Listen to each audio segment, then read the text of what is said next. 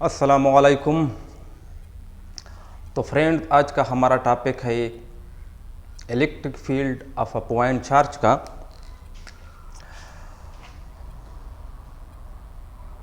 Electric field of a point charge, किसी भी point पर जो कि पॉइंट चार्ज की फील्ड में आता है, वहाँ पर हम इलेक्ट्रिक फील्ड को कैसे मालूम करेंगे। तो ये है आज का हमारा टॉपिक।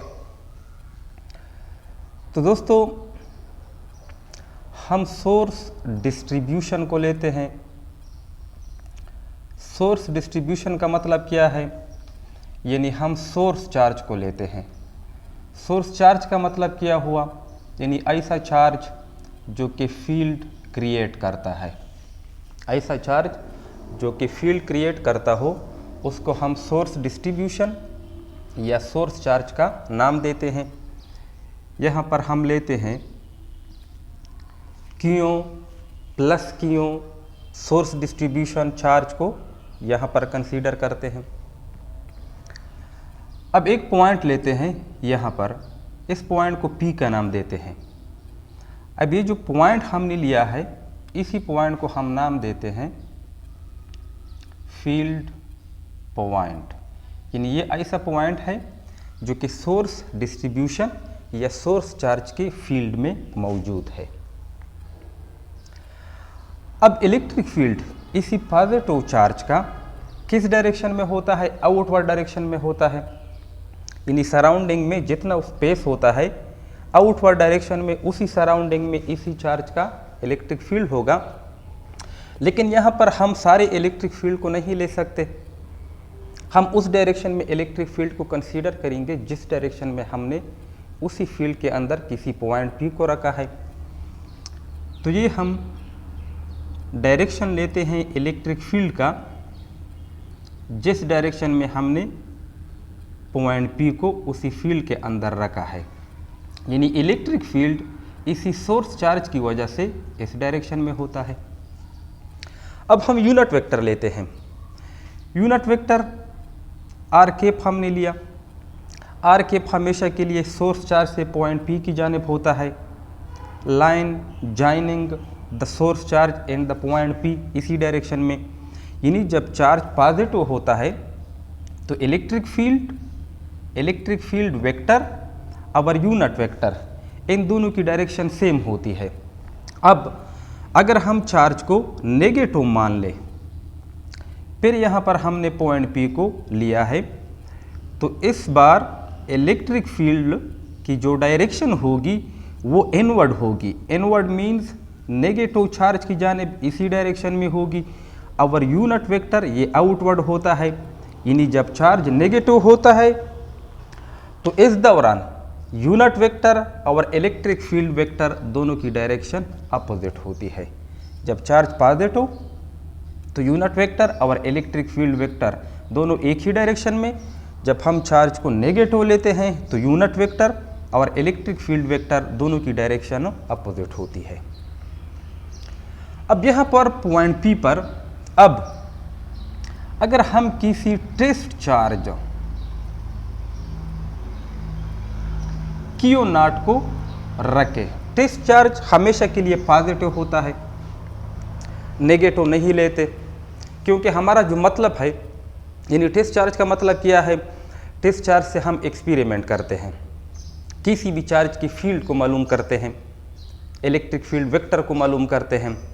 अब पॉजिटिव चार्ज से हमारा काम चल जाता है, क्योंकि अगर पॉजिटिव चार्ज को हम यहाँ पर रखें तो ये सोर्स चार्ज जो कि पॉजिटिव है ये इसको रिपेल करेगा।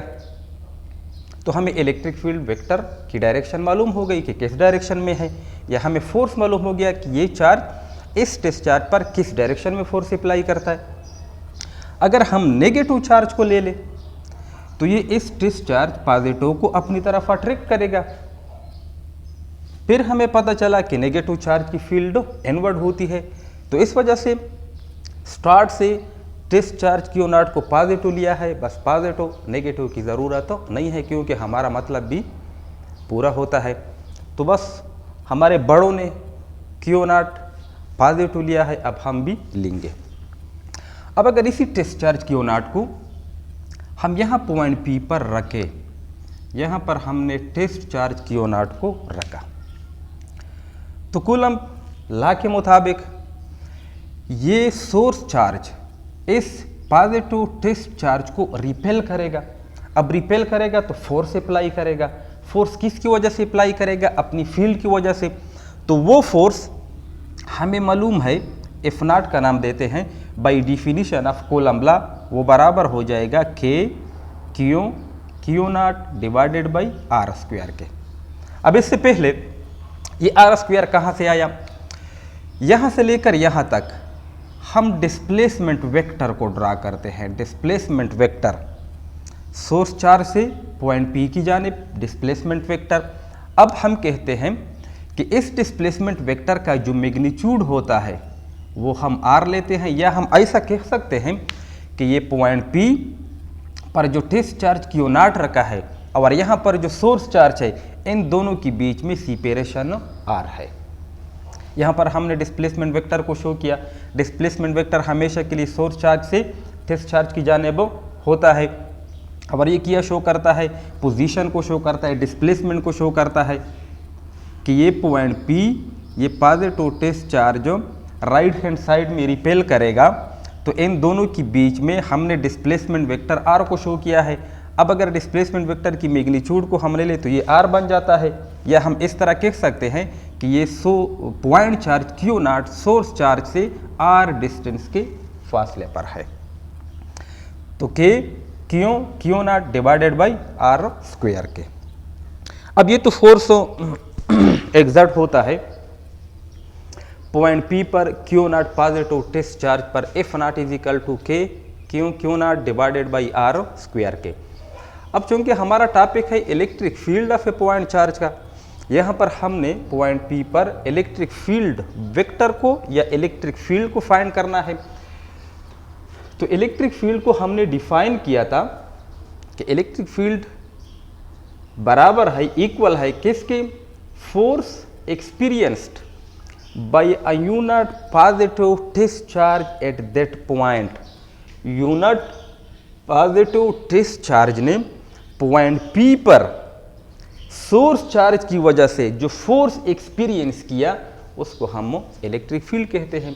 अब एफ नॉट की जगह हम वैल्यू पुट करेंगे k Q naught divided by are square divided by ये क्यू नॉट कैंसिल हो जाएगा, तो इलेक्ट्रिक फील्ड आ जाएगा k Q divided by are square के। तो पॉइंट पी पर सोर्स चार्ज की वजह से यहाँ पर जो इलेक्ट्रिक फील्ड है उसका मैग्नीट्यूड है k Q divided by are square के। अब अगर इस रिलेशन को हम वेक्टर फॉर्म में लेके तो हम लिख सकते हैं field vector E is equal to K Q divided by are square into R unit vector, क्योंकि आर यूनिट वेक्टर डायरेक्शन को शो करता है। आर यूनिट वेक्टर डायरेक्शन को शो करता है।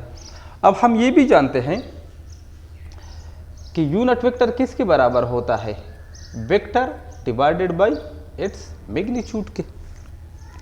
अब यूनिट वेक्टर की जगह अगर हम ये पुट करें तो आ जाएगा k Q divided by are square into r vector divided by r magnitude. ये भी मैग्नीट्यूड, ये भी मैग्नीट्यूड, सिंपली मल्टीप्लाई करेंगे तो वेक्टर फील्ड आ जाएगा के ये क्यू डिवाइडेड बाई ये बन जाएगा आर क्यूब और ये आर वेक्टर के। तो ये वेक्टर फॉर्म है इलेक्ट्रिक फील्ड वेक्टर ई का पॉइंट पी पर। अब देखो ना, ये इलेक्ट्रिक फील्ड जो है ये सिर्फ इस पॉइंट पी के लिए है। अब यहाँ पर ये मत समझना कि इलेक्ट्रिक फील्ड तो हमने पढ़ा है कि आर स्क्वायर पर डिपेंड करता है, यानी प्रोपोर्शनल है 1/r स्क्वायर को। यहाँ पर आर क्यूब आया तो हम कहते हैं कि इलेक्ट्रिक फील्ड वेक्टर जो है ये आर क्यूब को इन्वर्सली प्रोपोर्शनल नहीं। यहाँ पर अगर हमने आर क्यूब को लेकर है तो इसके साथ ऊपर हमने आर वेक्टर को लेकर है। ये सिर्फ वेक्टर फॉर्म में है। एक्चुअली इलेक्ट्रिक फील्ड वेक्टर जो है ये डिपेंड करता है 1/r² पर, r³ पर नहीं। ये तो वेक्टर फॉर्म में लिखने की वजह से आया है। अब चूंकि ई जो है ये डिपेंड करती है r² पर, तो हम कहते हैं कि इलेक्ट्रिक फील्ड जो है ये पॉइंट टू पॉइंट वेरी होता है, चेंज होता है। Electric field point two point change होता है। तो हम कहते हैं कि इलेक्ट्रिक फील्ड जो है, इलेक्ट्रिक फील्ड वेक्टर, ये कोई सिंगल वेक्टर क्वांटिटी नहीं है, सिंगल वेक्टर क्वांटिटी नहीं है। तो क्या है? ये infinite set of vector quantities है। Electric field vector single vector quantity नहीं है, बल्कि ये infinite set of vector quantity है। और हर वेक्टर क्वांटिटी स्पेस में किसी भी पॉइंट के लिए एक होती है। हर वेक्टर क्वांटिटी स्पेस में, यानी चार्ज के सराउंडिंग में इलेक्ट्रिक फील्ड होता है। अब कुछ पॉइंट स्पेस में ऐसे होंगे जो चार्ज को नज़दीक होंगे, और कुछ ऐसे होंगे कि चार्ज से दूर होते जाएंगे। अब फॉर एग्जांपल हम 3 पॉइंट को कंसीडर करते हैं। यहाँ पर लिखते हैं सिंगल वेक्टर नहीं है, infinite set of vector quantities है। इसका मतलब क्या है समझाने के लिए ये पॉजिटिव चार्ज लेते हैं। अब फॉर एग्जांपल ये पॉइंट कंसीडर करता हूँ चार्ज के सराउंडिंग में, जो कि चार्ज से सेम फासले पर हैं। अब यहाँ पर जो इलेक्ट्रिक फील्ड है, फॉर एग्जांपल इसको मैं इस एरो लेंथ से डिनोट करता हूँ, इस एरो लेंथ से। सारे ड्रा नहीं कर सकता, मखसूस पॉइंट पर लेता हूँ, गलती भी हो सकती है। एरो लेंथ के मैग्नीट्यूड में कोई छोटा होगा, कोई बड़ा होगा, लेकिन वो इग्नोर करो, समझने की कोशिश करो कि यहाँ पर जितनी भी पॉइंट्स हैं इस चार्ज के सराउंडिंग में, यहाँ पर इलेक्ट्रिक फील्ड वेक्टर सब के लिए मैंने एक जैसा ड्रा किया। अब अगर पॉइंट को मैं अवे ले लूँ, यहाँ पर एक पॉइंट को कंसीडर करो, तो यहाँ पर इलेक्ट्रिक फील्ड वेक्टर को मैं इस तरह शो करता हूँ, यानी इसकी लेंथ एरो को मैं कम करता हूँ। इसका मतलब ये हुआ कि यहाँ पर जो इलेक्ट्रिक फील्ड वेक्टर और यहाँ पर जो इलेक्ट्रिक फील्ड वेक्टर, इन दोनों में फ़र्क है। हर पॉइंट के लिए अपना अपना होगा। जितना हम चार्ज से दूर जाएंगे उतनी ही इलेक्ट्रिक फील्ड वेक्टर का मैग्नीट्यूड कम होता जाएगा, क्योंकि इलेक्ट्रिक फील्ड डिपेंड करता है r² पर। हम ज़ीरो नहीं ले सकते, इन्फिनिटी तक हम इलेक्ट्रिक फील्ड को कंसीडर करते हैं। इलेक्ट्रिक फील्ड को हम इन्फिनिटी तक कंसीडर करते हैं।